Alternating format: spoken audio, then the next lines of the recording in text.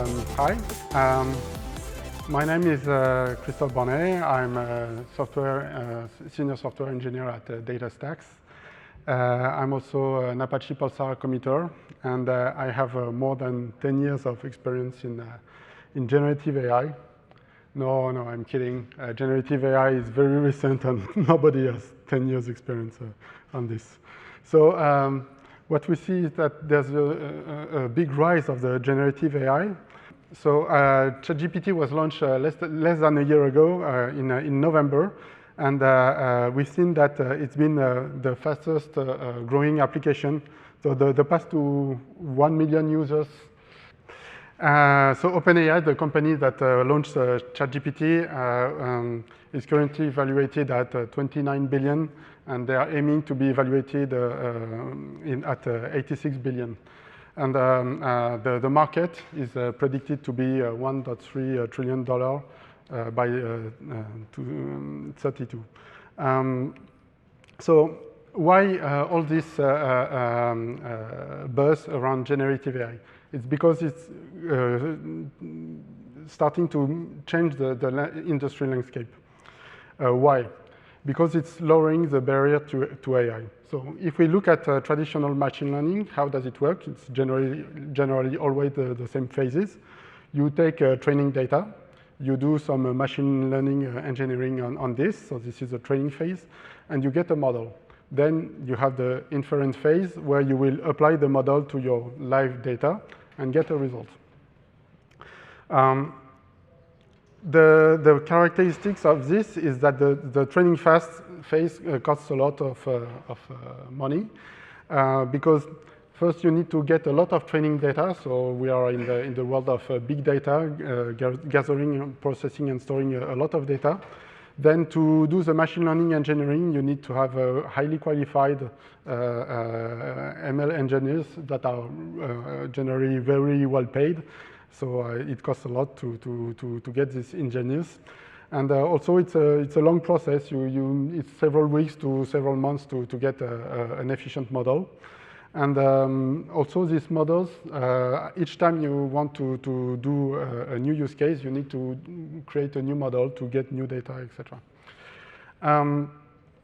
If we look at GPT, which is the most popular large language model, so we talk about LLMs, large language models. Actually, it's the same phase that are in process. So the training data is all the public internet text that OpenAI could gather. Then there is a phase of machine learning engineering, and they get a model which is called an LLM. Then the live data is the prompt. You apply to the prompt, for instance, a chat completion, and you get a result. So for ChatGPT, if you give it a text, it will guess what is the most probable next word that corresponds to this text. We still have the same characteristic that the training phase costs a lot, and for OpenAI, it was a really, really big investment. Not every company can do this kind of investment. They crawled all the internet text up to September 2021. So why don't they do it every time? Because it really costs a lot of money. And the result of this is that they get a large language model. The characteristic of it is that it's really generic. It works on language, and it's reusable. And so what we will have to do, we can use this model and just write a prompt that will be our way to solve problems. So the thing we need to do is just to write a prompt, and this can be done by any engineer, or even non-engineers can write prompts. You don't have to be a data scientist to do that.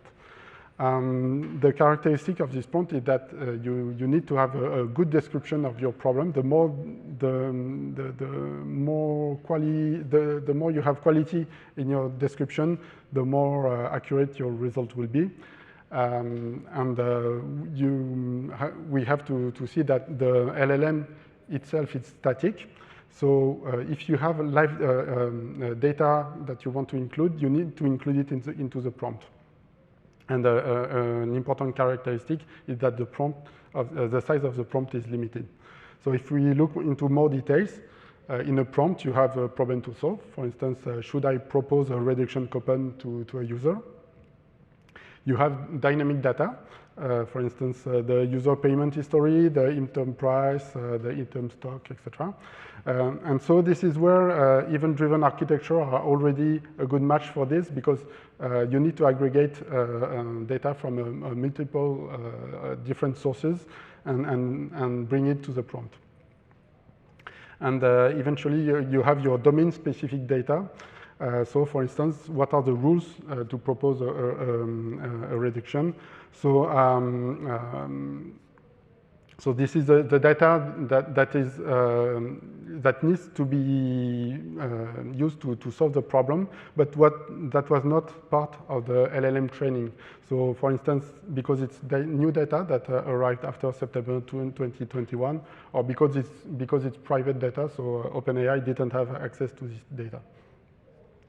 And I said that it's limited in size. So, for instance, if we take OpenAI GPT 3.5, you can only put 4,000 tokens. So a token is more or less a word. It's more complicated than that, but it's 4,000 tokens. So you cannot put all your documentation inside the prompt. So there you have a problem. If you have a lot of documentation that needs to be used that can be used to solve the problem, how do you fit it into the prompt? So this is where you can use some techniques. So I will talk a little bit about vectors and the embeddings. So an embedding is a model. It will take a text and transform it into a vector. Called an embedding. So it's really actually a mathematical vector. Here I represented it in 2 dimensions, but these vectors, they have a lot of dimensions. For instance, for OpenAI's embeddings, there are 1,500 dimensions. And on these vectors, we can compute similarity. For instance, here in 2 dimensions, we see that the vector 1 is more similar to vector 2 than vector 3. And if we apply this to text, the embedding we compute, the vector will have the essence of the text you provide to it. And this is important because it's not matching exactly words, but more if we look at a cat and a dog, they are animals, so there will be probably their vectors will be quite similar, and they will be farther than a house. The dimensions, it's not a human that says, I have a category animal, I have a category, etc., and this is how we calculate vectors. No, it's the result of the dimension of the training of the LLM. So those are dimensions that are computed by a neuronal network. We don't really know how it computes it, but it works. And to use these vectors, we need a new type of database, which is a vector database. So this is where we will store these vectors. And if you have a catalog with 1 billion products, you will not compute the similarity of all vectors between each other. You will need algorithms to have a fast retrieval of nearest neighbors between vectors. So there is a popular one, which is SN-SW. There is also JVector, which is quite new and uses another approach to get nearest neighbors. And we've seen that a lot of databases have added this to their types. So, for instance, DataStax AstraDB or Cassandra.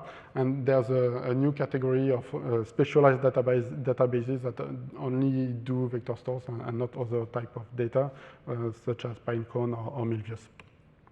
So if we go back to the problem, we see that we can use these vector stores to get the most relevant documents for our prompt.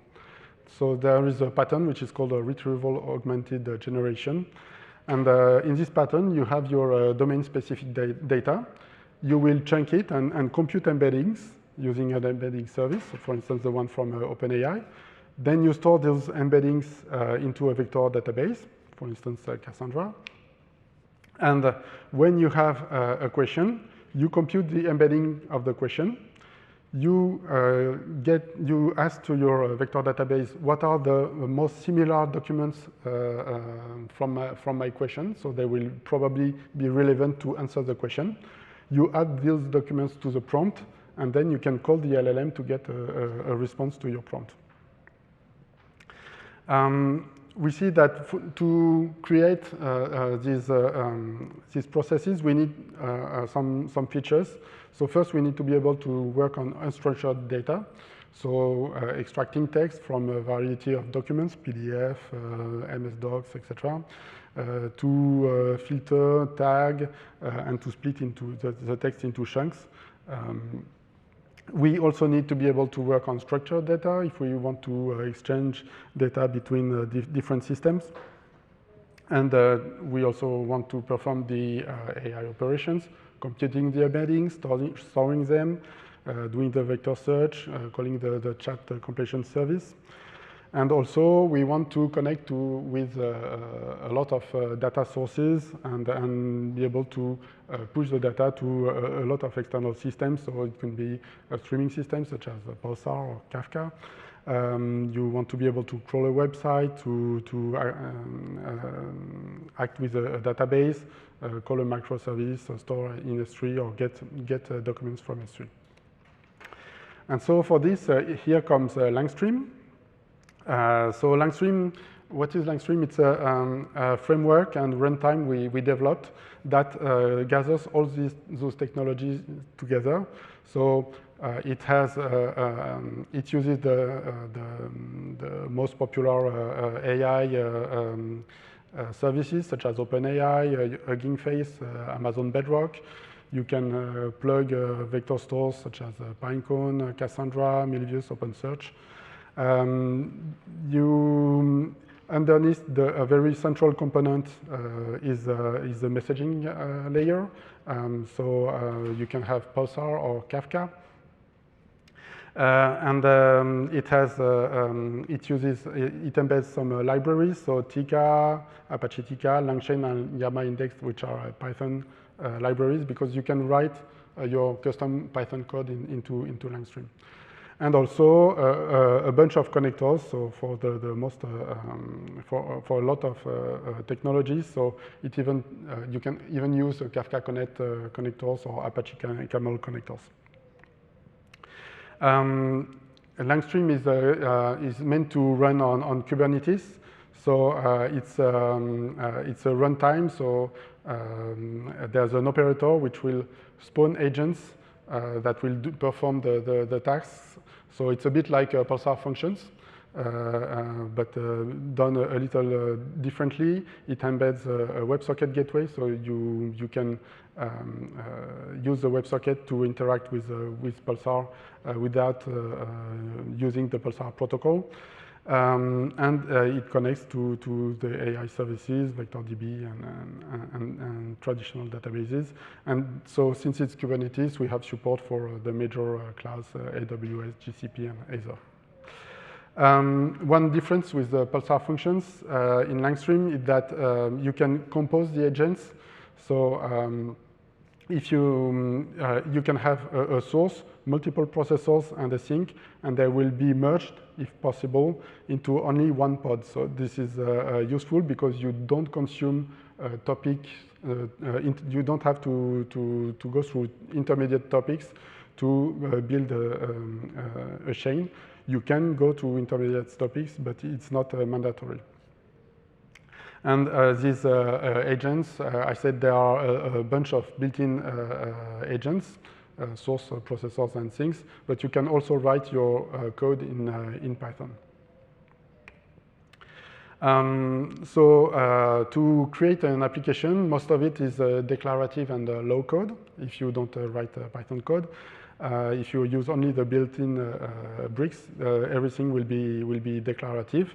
So here it's, for instance, an application that will do a chat completion using OpenAI and write the answers to a topic.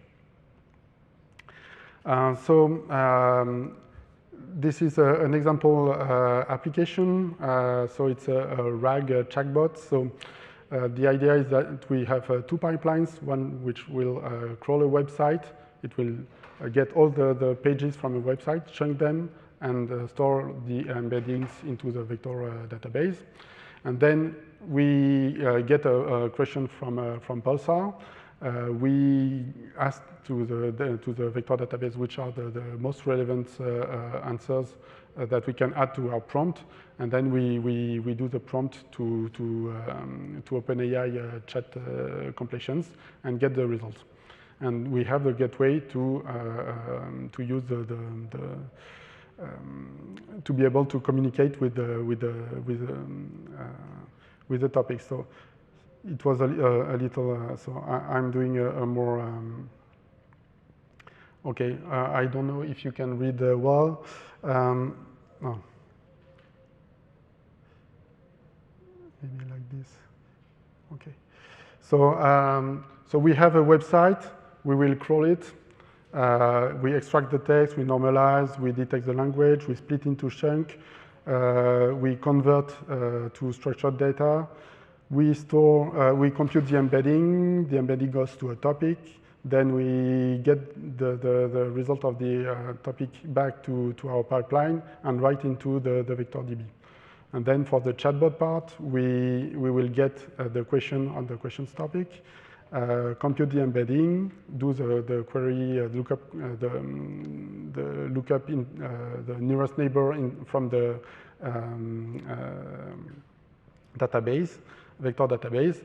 We do re-ranking, so I didn't speak about this, but it's to improve the results, call the OpenAI chat completions, and put the answer, the result into the answer topic. And now let's go for a demo. Okay, so I have a Pulsar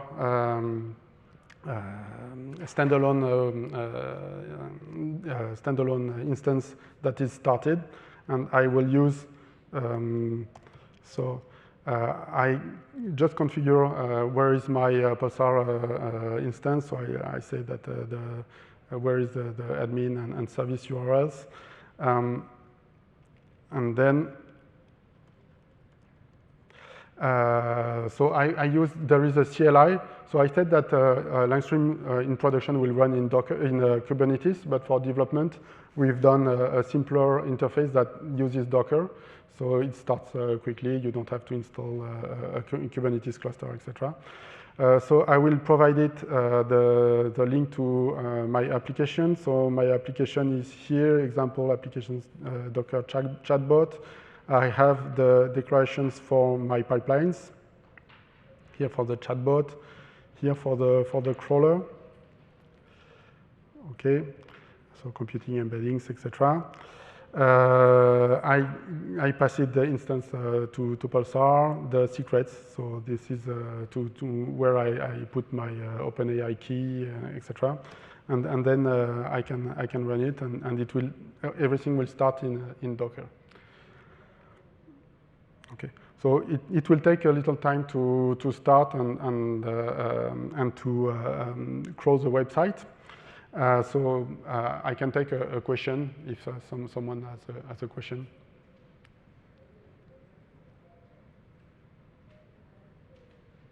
Okay. The first one that will ask a question, you have a chance to win amazing yo-yo. Okay. So once it's started, this is for development. We spawn a web page where you can connect to your topics. So I'm connected, and now I can ask questions to my. What I did was crawling the Lstream documentation. So the interest of it is that in 2021, Lstream didn't exist. So if I had asked questions to ChatGPT, what is Lstream, it couldn't answer. Here, I made it crawl the website, put the embeddings, and now it knows what is. It can answer things about Lstream. So if I ask what is Lstream, I get Lstream is an open source framework. Maybe I can make this a little bigger. Okay. So Lstream is an open source framework used for building and running generative AI, etc. I can ask other questions.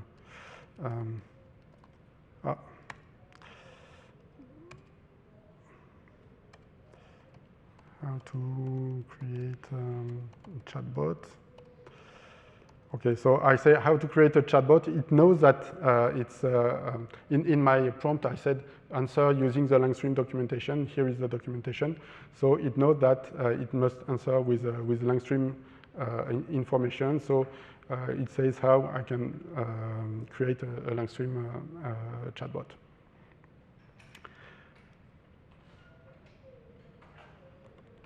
Okay. Okay, so this is all for my presentation. If you have any question. So Lstream is important. It's an open source project. It's under Apache license. So if you want, if you're interested in this, you can go get the code. And if you like the project, don't forget to give it a star. You have the documentation on the website.